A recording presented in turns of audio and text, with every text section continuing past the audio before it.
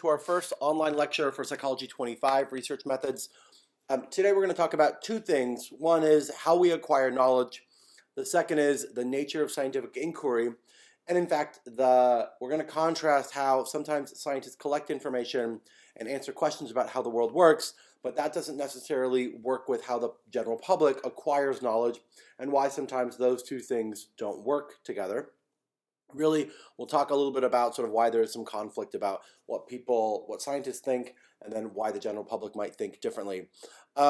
Just a note, I mentioned that I encourage you to play these at 1.25 or 1.5 speed, because otherwise it may get a little long, and then you can always slow down or go back to sections that you need to re-listen to. Okay, let's get started. So, the first thing I want you to do, and I want you to take a few minutes to do this and bring this into class next Tuesday when we meet. I want you to tell me of these three statements, and you can write them in your notes. Are they true or false? So the births to teenagers, do they continue to increase in the United States? Is the typical family structure in the U.S. comprised of a married couple with their children? And in comparison to other age groups, are the elderly more likely to live in poverty? So I want you to use whatever resources you have available right now at home, and I want you to try to answer these three questions for me.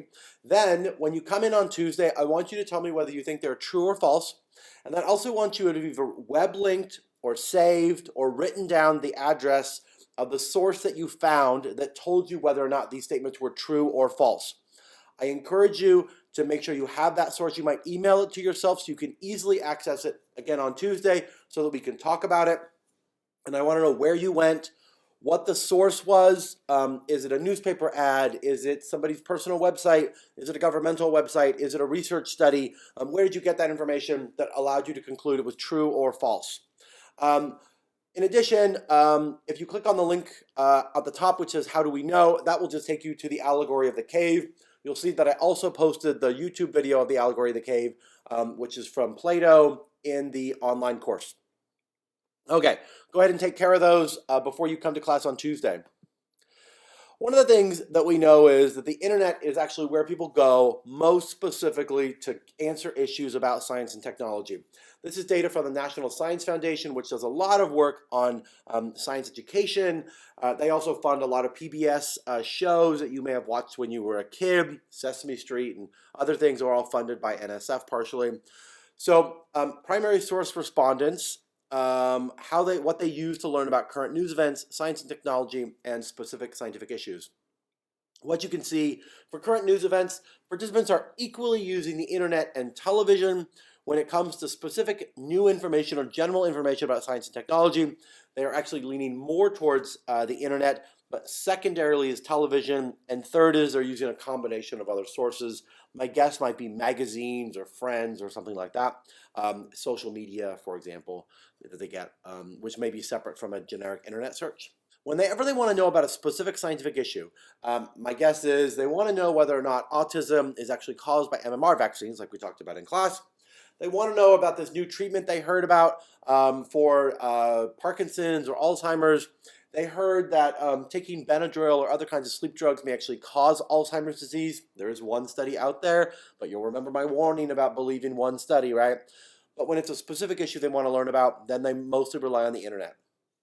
And if you don't believe me about MMR and autism, and you don't believe that study was retracted, please use this opportunity to check what I told you, right?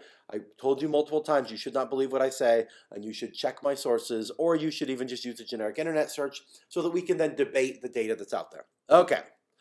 In addition, the NSF also has tracked this information across time. This timeline starts in 2001, and this is the percentage of people that said what source they're using to learn about either science and technology or specific issues. Not surprisingly, the use of science and technology in the top graph is generally the use of the internet to learn about science and technology has been increasing since 2001, starting at about maybe 10 to 15% and increasing to more than 50%. Whereas you can see the use of other sources, newspapers and television, is generally going down. This is why, right, we talk about people cutting the cable. They're not using cable television. They're not using public television or other generic TV channels to get information just in general about news, but also about science and technology. In general, though, when they want to learn about specific issues, since 2001, people are generally not using television and newspapers to learn about these things. My guess is, right, if I want to know about Parkinson's, or if I want to know about Alzheimer's, or if I want to know if MMR causes autism, I would go to my doctor, right? I would go to a friend. I would go somewhere different prior to the age of the internet. Ever since the internet's been created, though, that is an easy way for people to access lots of information. I dare you to type in autism and MMR, and I guarantee you that one of the first things that's going to come up is likely going to be some newspaper articles. There's probably going to be a WebMD in there, right? There may be some other medical offices or medical organizations like the Howard Hughes Medical Institute or something like that that will tell you, right? But generally, like what we've seen with science and technology, when people have specific questions about science, they are generally moving to the internet. In 2001, already almost 50% were doing that, and of course, by 2016, almost 75%. In addition, this is older data. The NSF used to collect a lot of data about whether or not people believed in astrology. They asked whether or not people believe in psychic healing, extrasensory perception, right? So can I see a place that I'm not physically at? So can I see 10 miles away or 13 miles away? Can I hear 10 miles away or 13? That's all ESP. In addition, do people believe houses can be haunted or ghosts and spirits can come back to you? Do they believe in extraterrestrial beings have visited the earth, or that people can communicate with someone who's died? In fact, right, it's really not that hard to communicate with somebody who's died. The problem is getting them to talk back. You should laugh at that joke. Okay. So up and through the early 2000s, NSF was asking questions about extrasensory and paranormal beliefs. And I'm assuming that some of you, I know for sure some of you have these, and you may not be the only one, right? In fact, I would encourage you to ask other students. But from 1990 into the early 2000s, generally the belief in paranormal and psychic powers generally increased. And in fact, if you watch the Sci-Fi Network or other kinds of TLC, we've generally seen an increase in these, I'm just going to say, not scientifically supported kinds of like reality TV shows, right? Ghost hunters and that kind of stuff. And that's beyond 2001 when NSF stopped collecting this data. And so why is that, right? Why is it that people are generally turning towards these beliefs that, in general, there is no evidence? If we, and we've done, right? If you've watched the first or second Ghostbuster movies, you understand, right, that there is generally a lot of belief in extrasensory abilities and paranormal powers, psychic healing, and things like that. And the problem is, right, and what I just insist on is that there's evidence. And there is a whole field of psychology that tries to test these abilities. And in general, there is no consistent evidence, right? There may be a study or two out there that says, yes, I can read somebody's mind. I can tell what card they're holding up if it has a shape on it. In general, all of those are guesses. They're functioning at around chance percentages. Even though there are lots of studies out there, though, that do not support these ideas, or there are no studies out there, and in fact, we would want evidence of something before we just believe it's true, people generally are believing more in these kinds of things. So where is this coming from, right? Where are they acquiring this knowledge? So there are 4 ways in which people generally acquire knowledge. Tradition, authority, intuition, or what maybe we can call common sense, or inquiry. But I also want to make the distinction between knowledge and wisdom, right? There's lots of knowledge out there. Estimates suggest that there are more scientific articles published every year than have ever been published in the history of human existence, okay? In a single year, we are publishing more than the scientific articles that we started with more than 150 years ago, okay? Every single year, okay? I want you to imagine that rate of increase and how powerful, right? How much information is out there. It's not surprising, actually, that even scientists sometimes get overwhelmed with trying to understand all the new information that exists. It's one of the reasons why science progresses reasonably slowly. But knowledge is not the same as wisdom, right? Wisdom is how do you make meaning of that information, right? How do you understand? How do you take the 1,000 studies out there, or 1,500 or 2,000 studies about depression and antidepressant drugs, right? How do we figure out which studies are right and which studies are wrong? And we'll talk about in a couple of weeks the ways in which we can sort of make sense of all that data. But also, what do we do with it, right? If I learn, you may have heard there's a researcher in China who was recently sent to prison. He genetically modified 3 infants so that they now are immune to HIV. This is, in fact, an incredible ability, right? There is about 1% of the population has a genetic difference in their T cells, your immune cells, which makes them immune to HIV, or to the most common form of HIV. So this researcher actually, in his sort of well-meaning path, decided he really wanted to test this idea so that he could genetically modify these babies so that they then would be immune to HIV, because the parents who wanted children actually had HIV. So he was trying to give children to parents that otherwise wouldn't have been able to have them biologically, right? Unfortunately, the current system that we have and the laws and the ethics tell us that you can't do that, right? We are really concerned about the ethics of modifying the genes of humans because of where that might lead, right? Imagine that we were able to identify genes for particular personality traits, for gender, for all these things, right, that were for your sexual identity, all these things that we're interested in. We could suddenly start to then correct, right? We could say, look, I only want boys because boys generally make more money per year than women, right? So as a parent, I want to make sure that I'm only ever going to have boys. That thought experiment should horrify you, right? You should be appropriately disgusted that we would say, look, parents shouldn't be able to do that because they may in fact start to make choices that are bad, both culturally and societally and ethically. So we want to make sure that we are distinguishing between knowledge versus wisdom.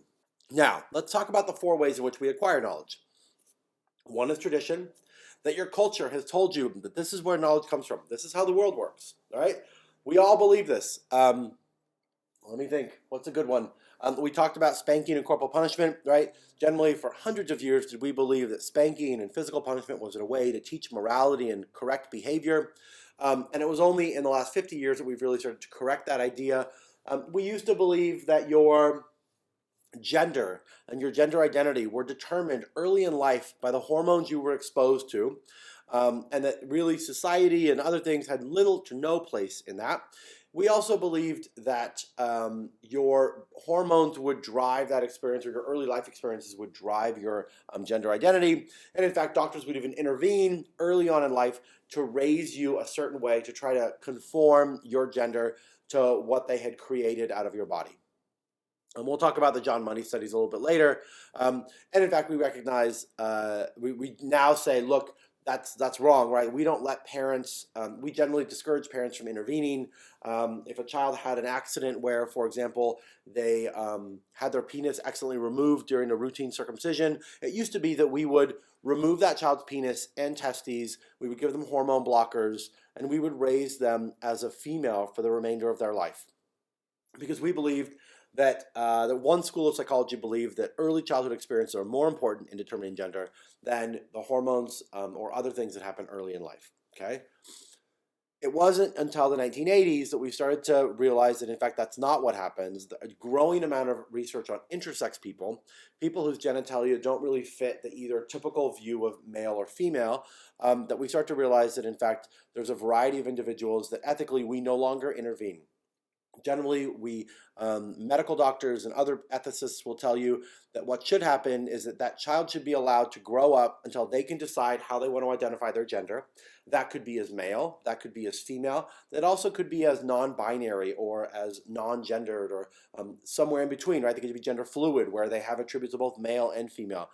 It used to be that we would encourage all people who are trans to go through gender reassignment or gender confirmation treatment with hormones and surgeries. There's a growing movement within the LGBTQ community, in fact, within the medical community also, to allow people and to not pressure them into having to pick either male or female. And so that's where we get cases where people might identify as gender fluid or non-binary. And if you have any other questions about gender identity, we can always talk about it on Tuesday. Another example is that we get information from authority. I already told you on Tuesday in class that you generally should not believe me, right? You shouldn't believe your instructors necessarily, right? You shouldn't just accept. Now, I don't want you to question everything they say, right? I think that's going to be ridiculous and it's going to cause a lot of trouble. But I do think that if there's something that doesn't sound right, right? If there's a study about putting a pen in your mouth and that's supposed to make you sadder or happier, that in fact actually you shouldn't necessarily believe it, right? You should wait for a replication. You shouldn't just believe that what your instructor says has to be true. So that's authority, right? But in general, society works because we do accept a certain amount of authority, right? But I want you to start being skeptical. I want you to move to other ways of acquiring knowledge besides just authority. So third is intuition, right? If I told you that there's a study out there in psychology that said, hey, if you put a pen in your mouth or if you put it above your lips, that's going to make you either more happy or more sad. That just on its surface doesn't sound right. Like I can't imagine, and I've been teaching this for years and it's what we generally taught to students, but the entire time, if you actually had me sit down and say, do I actually believe this study's real? No, I would have told you I don't believe it. Just like the MMR and autism study. I would have told you automatically, no, I don't believe it was true. I didn't believe it when it was published. Didn't believe it in the years following. When the retraction came, I wasn't surprised, right? So that's intuition, right? Intuition is sort of explanations about the natural world that you found through unsystematic observation. I didn't do a study with MMR and autism. I just sort of suspected that that's generally not how it worked. Another one, maybe you know friends who live apart from each other but are dating. They're in a long distance relationship. You may have an intuition, you may have some unsystematic evidence from your own life or from TV shows or other things that tell you that you don't believe that long distance relationships often work. And that in fact, maybe that includes some explanations for why they don't work, right? But in fact, I do want you to move to something more complex. I do want you to start to move towards inquiry, where you're actually trying to use systematic methods to answer those questions. This is what scientists do. If I believe that long distance relationships don't work and I'm pondering getting into one because I met someone that I really like, but yet they live in another state because that's where their job is. The question is, can I go out and look at studies that already exist? Or can I look at other systematic methods? Maybe I start surveying my friends or other people on my social media to figure out like, well, what's working in their relationships, right? And I might answer this question about do long distance relationships work in two ways. One is, what things make long distance relationships harder? Second, what things can I do to improve that possibility, or what makes typical closer relationships more successful, right? If it's true that long distance relationships don't work, is that because you're not communicating as much? Is that because you don't get to spend as much time together? You don't get the physical presence of each other, right? So is it because when you come over and you visit that person, is it that on those few weekends or weeks you get together, you don't want to bring up difficult things? Well, we can answer those questions, right? We can look at the research, I can survey people, I can observe people in long distance relationships, and I can figure out, is it just that when you're in a long distance relationship, maybe it really is that you just don't want to talk about troubled things.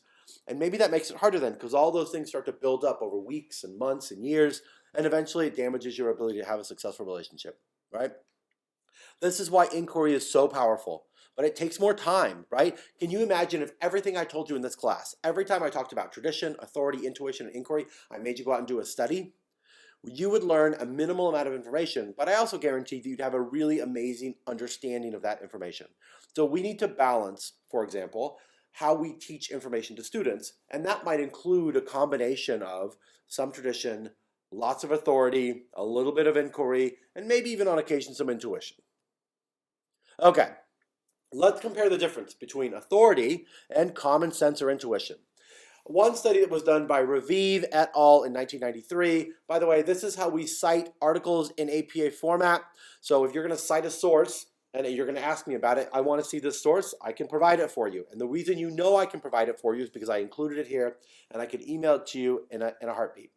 So Raviv and his colleagues decided in 1993 they wanted to compare whether or not students in college knew what they thought about a statistics professor and a psychology professor.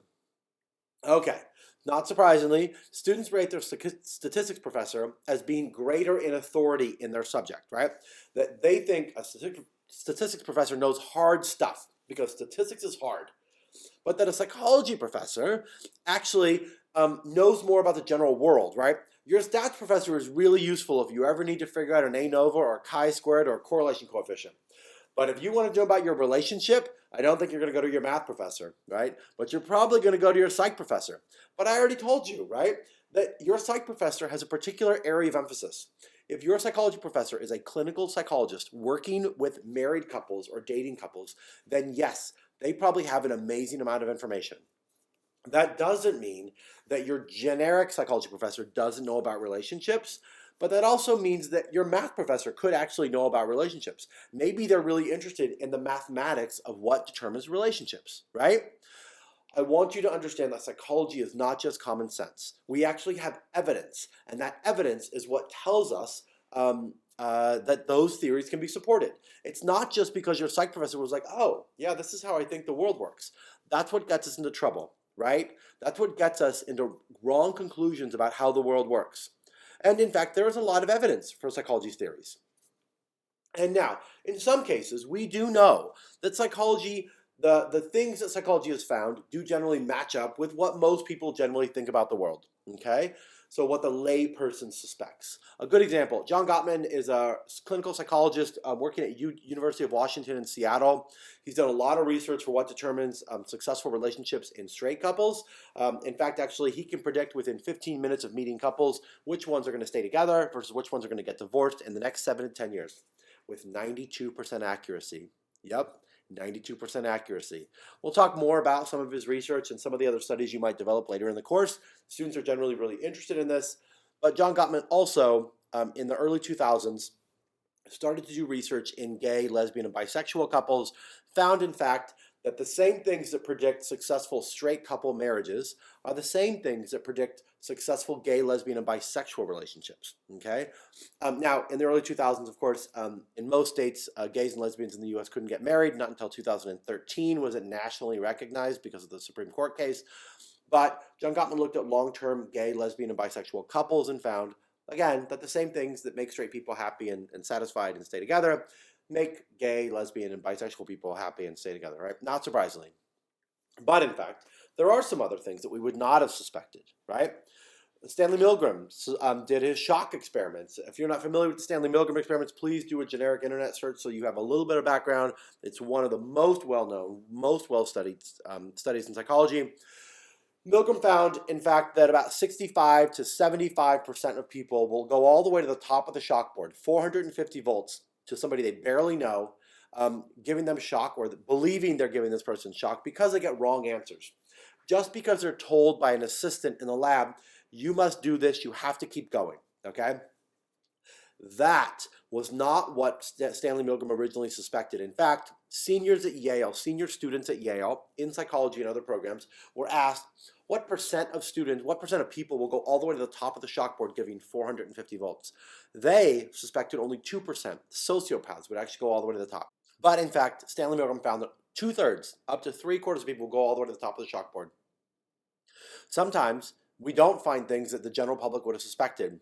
But most of you probably say, oh, well, of course, because people are monsters, right? People will do what they're told. But then I bet right after that, you're like, but I wouldn't, right? I want you to be careful about falling into that hindsight bias trap.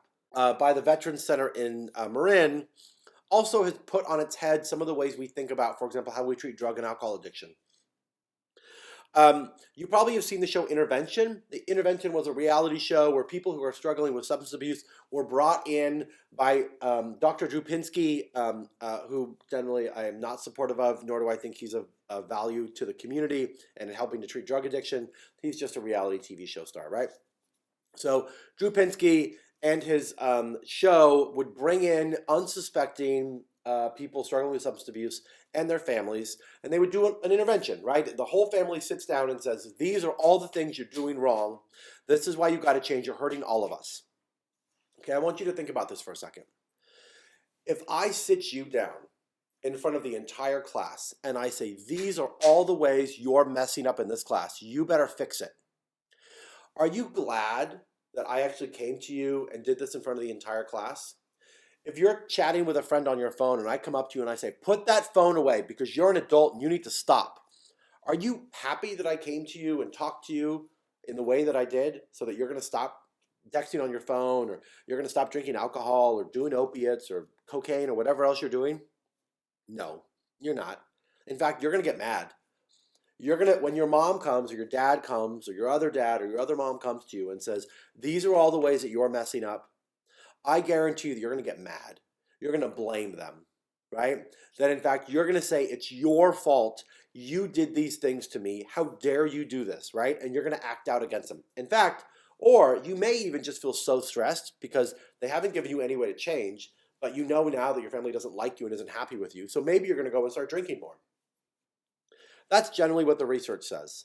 If we look at 12-step programs, on average, about 2% of people who enter a 12-step program like AA actually are still not drinking a year later. 2%, that's 1 in 50.